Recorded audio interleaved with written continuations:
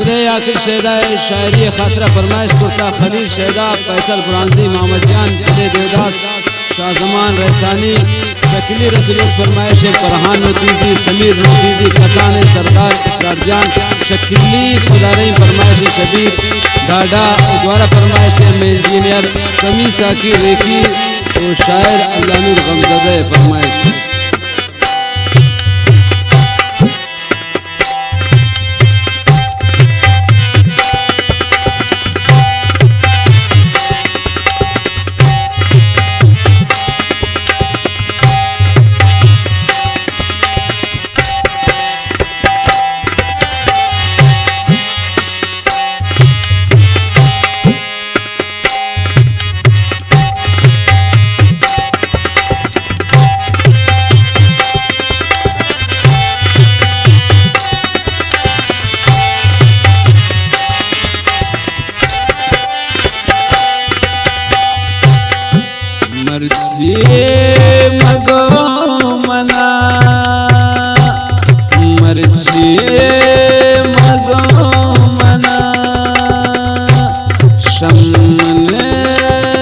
दूर बरा जिंदा मुसोतगा है यार खातिरा जिंदा मुसोतगा है यार खातिरा मर्जी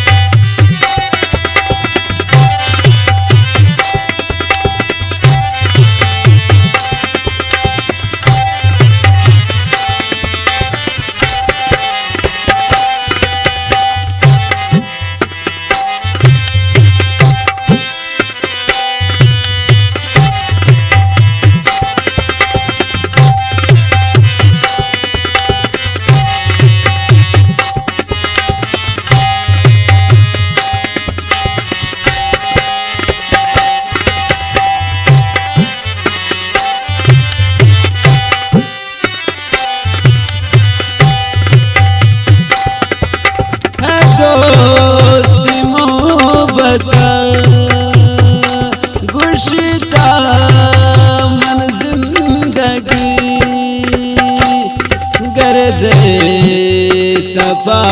ख्याल दुनिया मतलबी है दोस्ती मोहब्बत गुश्ता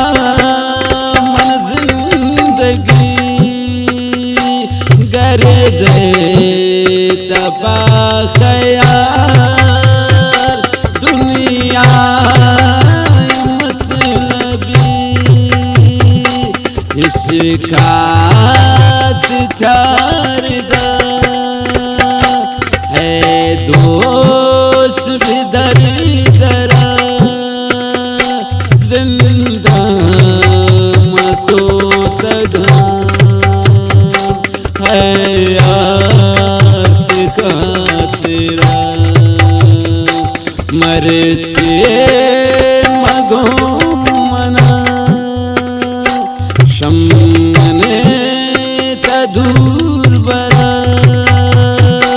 जिंदा मसोतगम है याद का तेरा मरचे मगो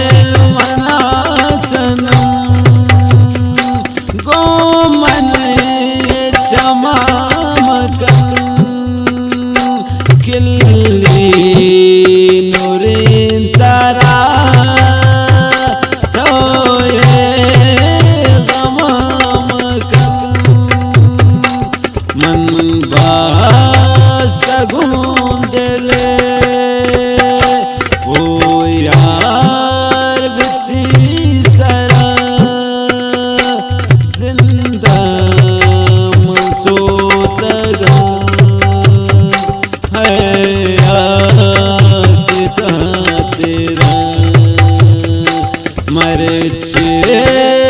मगो मना शम्मने तदू